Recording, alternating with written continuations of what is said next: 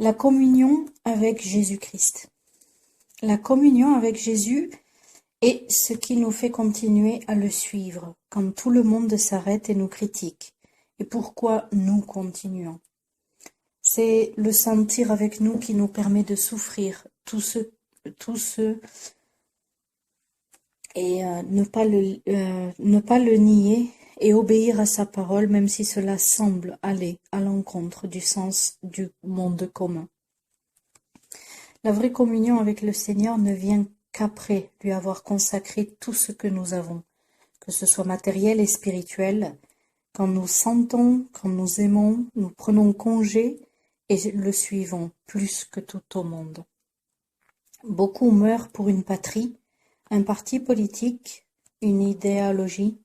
Les personnes qui atteignent le plus haut niveau de dévouement à ces valeurs, vraies ou fausses, auxquelles elles croient.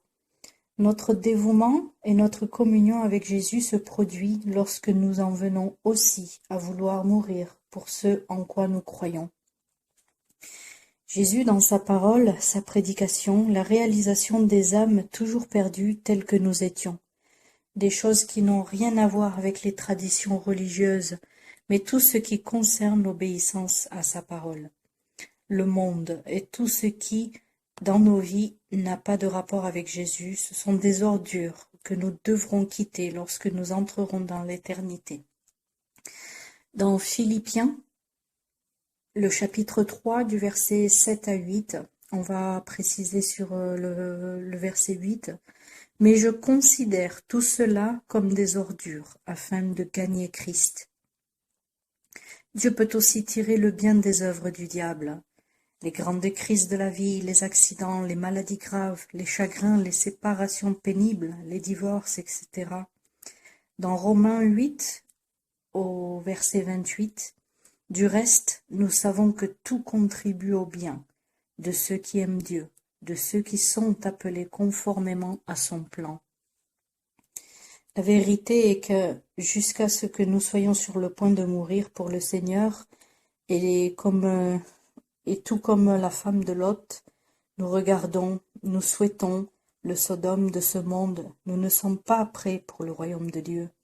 Dans Luc 9, au verset 62, Jésus lui répondit, « Celui qui met la main à la charrue et regarde en arrière n'est pas fait pour le royaume de Dieu. » L'épreuve et tous les martyrs chrétiens montrent que rien en dessous de la volonté de mourir pour la parole de Jésus, y compris l'évangélisation des perdus, n'est suffisant pour vaincre le malin.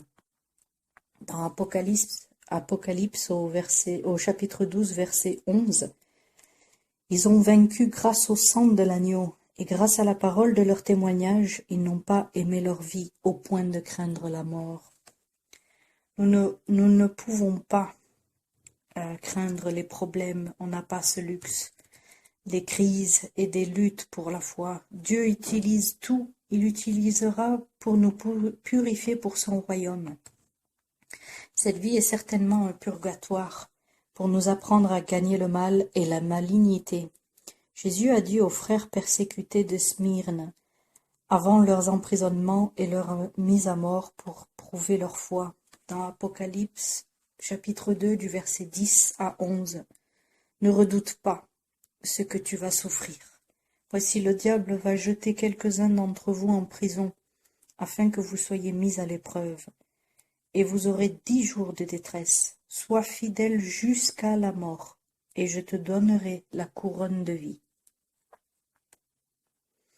Que celui qui a des oreilles écoute ce que l'Esprit dit aux églises. Le vainqueur n'aura pas à souffrir de la seconde mort. Dans Apocalypse chapitre 20 du verset 14 à 15, c'est la seconde mort, c'est-à-dire l'étang de feu. Tous ceux qui ne furent pas trouvés inscrits dans le livre de vie furent jetés dans l'étang de feu. C'est dans les crises les plus difficiles que notre amour, notre communion et notre foi en Jésus est mise à l'épreuve. J'ai traversé des moments difficiles dans ma vie, presque à perdre la foi. Comme Job qui a été informé dans Job 2 au verset 9, « Tu persévères dans ton intégrité ?» Je me souviens d'une fois, je me sentais séparée de Dieu. Et à cause de mes nombreuses lacunes, Je croyais qu'il m'avait abandonné et m'avait enlevé de mon salut. Je me souviens, c'était en 1985. J'ai traversé des moments difficiles. Je crois qu'une femme de religion évangélique, interprétant certaines écritures avec le moyen de sa religion, m'avait absolument convaincu que Dieu pouvait m'abandonner, retirer le salut et à tout moment me retrouver en enfer pour brûler pour toujours. Quelques-uns de la crise majeure de ma patrie, je les ai tirés de certaines doctrines religieuses sans base biblique, donc non chrétiennes. Tout cela a duré des années de torture spirituelle, jusqu'à ce que Dieu m'a montré que tout ce que j'avais besoin était de recevoir Jésus, de le suivre et de l'aimer. C'est alors que j'ai découvert à quel point c'était facile pour tout le monde, mais pas des sages et des intelligents, comme Jésus et son salut dans Matthieu 11, du verset 25 à 30. À ce moment-là, Jésus prit la parole et dit, je te suis, reconnaissant, Père, Seigneur, du ciel et de la terre, de ce que tu as caché ces choses aux sages et aux intelligents, et tu les as révélées aux enfants. Oui, Père, je te suis reconnaissant, car c'est ce que tu as voulu. Mon Père m'a tout donné, et personne ne connaît le Fils, si ce n'est le Père. Personne non plus ne connaît le Père, si ce n'est le Fils, et celui à qui le Fils veut le révéler. Venez à moi, vous tous qui êtes fatigués et courbés sous un fardeau, et je vous donnerai du repos. Acceptez mes exigences et laissez-vous instruire par moi, car je suis doux et humble de cœur, et vous trouverez le repos pour votre âme. En effet, mes exigences sont bonnes et mon fardeau léger. J'ai découvert que Jésus aime et sauve tous les croyants sincères de n'importe quelle église chrétienne. Dieu utilise la communion personnelle que j'ai avec Jésus, pas avec les religions, telles qu'elles soient, pour me sortir du fossé, du découragement et des mensonges pour en perdre la vie éternelle. Comme toujours, j'ai demandé à Dieu de me montrer noir sur blanc et par écrit, comme par écrit. Comme toujours, Dieu l'a fait, par exemple, en paraphrasant des écritures telles que Psaume chapitre 27, verset 10, ou Hébreux au chapitre 13, verset 5, etc. Parce que Dieu lui-même a dit, même tous tes amis et même ta mère et ton père et le monde entier t'abandonneront, et beaucoup le feront à un moment donné. Néanmoins, je ne te quitterai pas, je ne t'abandonnerai jamais, parce que vous êtes l'un de mes enfants à qui j'ai apposé mon sceau. Jean 6, 27, Éphésiens 1, 13, Apocalypse 7, de 2 à 3, et du verset 9 et le chapitre 4, toujours de Apocalypse. Ézéchiel chapitre 9, verset 4 à 6. Dieu m'a donné de nombreuses écritures sur la sécurité du salut, trop nombreux pour être énumérés ou rappeler une pluie de vie.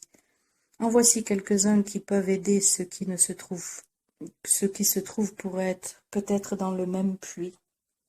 Jean, chapitre 6, verset 39. Or la volonté du Père qui m'a envoyé, c'est que je ne perde aucun de tout ce qu'il m'a donné, mais que je les ressuscite le dernier jour. Deutéronome 31, verset 6. Fortifiez-vous et prenez courage, n'ayez pas peur, et ne soyez pas effrayés devant eux, car l'Éternel ton Dieu marchera lui-même avec toi. Il ne te délaissera pas, il ne t'abandonnera pas. Voir aussi Hébreux au chapitre 13, verset 5, Jean chapitre 8, verset 10 à 11, Jean chapitre 10, verset 28, Jean chapitre 11, verset 25 à 26, Romains chapitre 8, 35 à 39, le 1er Corinthiens chapitre 3, 14 à 14 à 15, Psaume chapitre 23 et chapitre 37, Ecclésiaste aussi. Jésus s'est senti faible et abandonné dans Matthieu 27, 46. Quelle joie avoir un sauveur qui a été faible et tenté comme nous. Hébreux 4, 15 à 16. En effet, nous n'avons pas un grand prêtre incapable de compatir à nos faiblesses. Au contraire, il a été tenté en tout point comme nous, mais sans commettre de péché. Approchons-nous donc avec assurance du trône de la grâce, afin d'obtenir compassion et de trouver grâce pour être secourus au moment opportun. Étudions-nous pour atteindre la communion parfaite au Père par Jésus.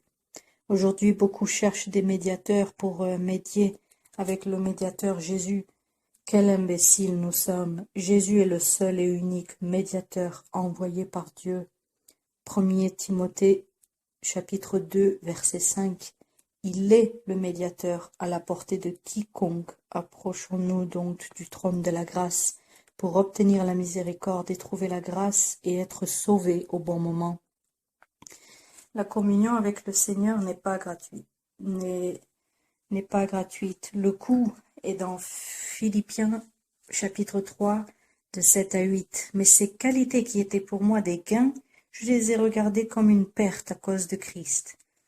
À vrai dire, je considère même tout comme une perte à cause du bien suprême qu'est la connaissance de Jésus-Christ mon Seigneur.